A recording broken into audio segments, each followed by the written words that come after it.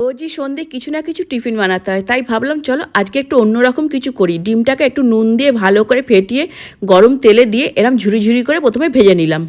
তারপরে কড়াতে আবার একটু তেল দিলাম, তেলের পরিমাণটা একটু বেশিই রাখতে হবে। তার মধ্যে দিয়ে দিলাম কালো জিরে, শুকনো লঙ্কা, তেজপাতা, আর আলুটাকে একদম ছোটো ছোটো করে কেটে নিচ্ছি। তার সঙ্গে দিয়েছি ছোটো ছোটো করে পেঁয়াজ কুচি, দিয়ে একটু নুন দিয়ে ভালো করে নাড়াচাড়া করে একটু হলুদ আর একটু লঙ্কার গুঁড়ো দিয়ে এটাকে চাপা দেবো যতক্ষণ না আলুটা সিদ্ধ হয়ে যায়। আবার আমি ঢাকা খুলে দেখে নিলাম আলুটা নরম হয়ে গেছে কিনা। আলুটা ভালো মতো সিদ্ধ হয়ে গেছে। এবার ভেজে রাখা ডিমের ঝুড়িগুলো ওর মধ্যে দিয়ে দিলাম, দিয়ে ভালো করে নাড়াচাড়া করে নিলাম। আর আগে থেকে কিছুটা চিড়ে আমি ধুয়ে রেখেছিলাম, একটু পাতলা পাতলা চিড়ে হয় সেই চিড়েটা নেবে। এবার চিড়েটা আমি ওর মধ্যে দিয়ে ভালো করে নাড়াচাড়া করে নিলাম। তারপর স্বাদ মতো নুন আর মিষ্টি দিয়ে আর একবার ভালো করে নাড়াচাড়া করে নিলাম। একটু মিষ্টির পরিমাণটা বেশি রাখবে, আর একটু ঘি দিয়ে দিলাম।